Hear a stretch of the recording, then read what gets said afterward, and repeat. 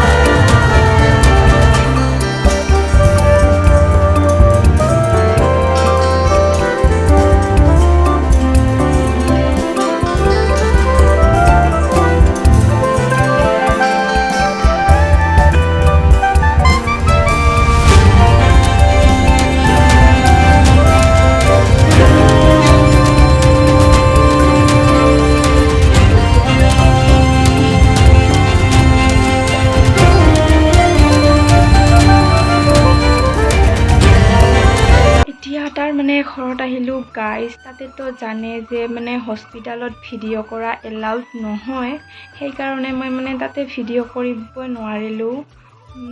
নাভাবিব যে বেয়া নাপাব যে ভিডিঅ' নকৰিলে। আপোনালোকেতো গমেই পায় হস্পিটেলত যে কোনো ধৰণৰ CCTV লগা থাকে যে ভিডিঅ' কৰিব এলাউ নাথাকে। চ' মই সেইকাৰণে ভিডিঅ' নকৰিলোঁ। আৰু মই এতিয়া ঘৰত আহিলোঁ, ঘামি জামি অৱস্থা নাইকিয়া হৈছে দে, যা গৰম পৰিছে। আৰু আজি সন্ধিয়া বিহু চাবলৈ যাম। বৰখলা ছিজন গ্ৰামত ঐশ্বৰ্য বৰপাত্ৰতো আহিব, লাইভ প্ৰগ্ৰাম কৰিব দাদাই, তাকে চাবলৈ যাম। যাওঁ না নাও এতিয়াও ফাইনেল হোৱা নাই, কিন্তু যাম বুলি ভাবিছোঁ। কি হয় চাওঁ, সন্ধিয়া হওক। আৰু হস্পিটেলত যি যোৱা বুলি ক'লোঁ, তাৰ কি গাইজ জানেনে, আমাৰ মাৰ কিবা দাঁতৰ কিবা দাঁত পোকে খাইছে, বিষাই কিবা মিঠা বেছিকৈ খাই যে কিবা দাঁতে পোক ধৰিছে। তাকে ডাক্তৰত দেখালে, আগতে দেখাই আহিছিল। আজি 20 দিন পিছত যাবলৈ কৈছিল ডক্তৰে, লোৱাৰ আছাম আগাৰৱালাত। তাতে গৈ আহিলোঁ, এতিয়া বাৰু ভাল পাইছে। দাঁতৰ আৰু কিবা গলৰ কিবা সেনেকা প্ৰব্লেম আছিল, এতিয়া বহুতখিনি ভাল পাইছে। 20 দিন পিছত যাবলৈ দিছিল, এতিয়া আহিলোঁ আৰু এতিয়াতো মই ভিডিঅ' নকৰোঁ, ভাগৰো লাগিছে। 9:30 মানতো গৈছিলোঁ হস্পিটেলত।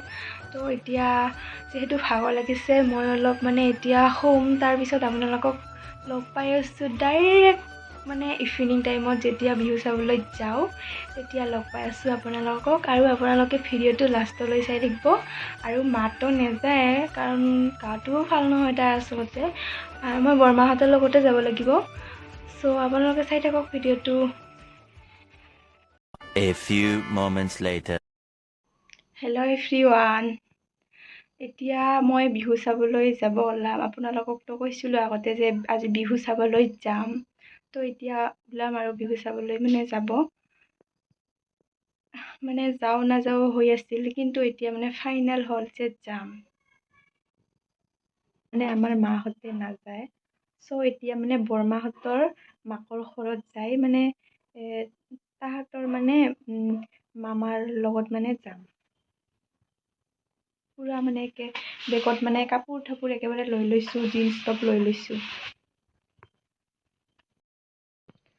গাইজ, এতিয়া মই ফাংচন চাব ওলালোঁ। বৰমা আজি আচাৰ্য বৰপাত্ৰক চাবৰ কাৰণে ইমান এক্সাইটেড হৈ আছোঁ। চাম আৰু ফাংচন চাবৰ কাৰণে মাৰ লগত যে কিমান কাজিয়া কৰিলোঁ, যাব নিদিছিল। তথাপিও যাব ওলালোৱে ভণ্টি আৰু মই। এতিয়া বৰমা আহি আছে, আৰু ভণ্টি তাহাঁতৰ মানে স্কুটিত যাম। আৰু এতিয়া কেইটা বাজিছে জানেনে আপোনালোকে? 8:30 হৈছে এতিয়া। গাইছ এতিয়া আমি আহি পালোঁ। মই ৰেডি হ'লোঁ। এইটো ড্ৰেছ পিন্ধিছোঁ। ভণ্টি লাজতে গ'ল। মানে আমি বহুত দূৰত ডাইৰেক্ট মানে ছিজন গ্ৰামত যাম। মানে ফাংচন চাইহে এৰিম। অকমান সময় ধৈৰ্য সহকাৰে অপেক্ষা কৰক কিয়নো ছাত্ৰ-ছাত্ৰীসকল ঠিক হ'বলৈ সাজু হ'বলৈ অকমান সময় ল'ব। আপোনালোক সকলোৱে জানে যে এটা সংগীত সম্পূৰ্ণ হ'বলৈ বাদ্যযন্ত্ৰ আৰু বাদ্যযন্ত্ৰী লাগিবই। গতিকে অকমান সময় আপোনালোকে অপেক্ষা কৰিব লাগিব। আৰু অপেক্ষা কৰক কাৰণ আজি এতিয়া আপোনালোকে চাবলৈ আহিছে ছিজন গ্ৰাম কেন্দ্ৰ ৰঙালীপুৰ আজি বৰাই হেৰি হ'ল আৰু আৰু উভতি নাহে আমি আহি পালোঁ। ভাল খবৰ আছে আমাৰ বাবে আৰু এক্সিডেণ্ট পদক্ষেপ লৈছে কেৱল টাইপো ইণ্ডাষ্ট্ৰী আমাৰ উদযাপন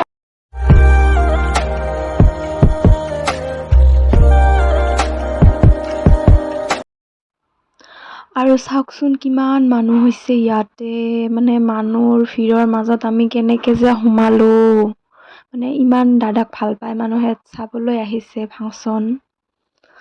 তো এনেকৈ আমিও দাদাক ৰখি আছিলোঁ।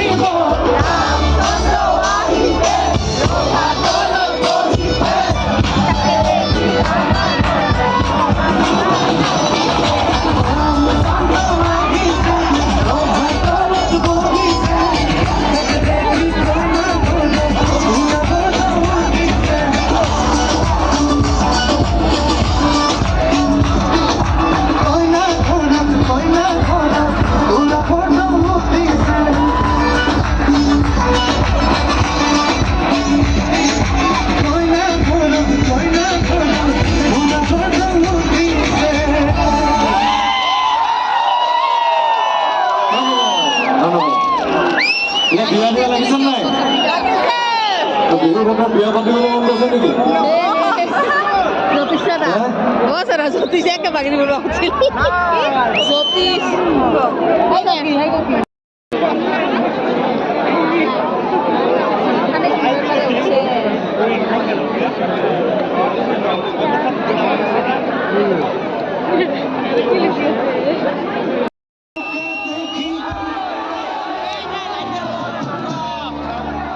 মই গাবলৈ হ'ল দিবা নাই কিবোৰ্ড কাণত